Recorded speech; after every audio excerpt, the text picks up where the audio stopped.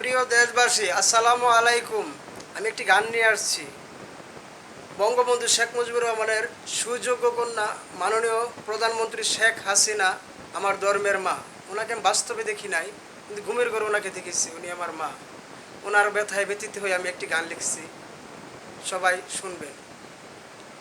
আমার আম্মা শেখ হাসিনা, হাইরে জনম দুঃখিনী, বিদেশ থাইকা আইসা দেখে মাও নাই তার বাপও নাই, ছোট্ট বাইরা ছেলে নাই।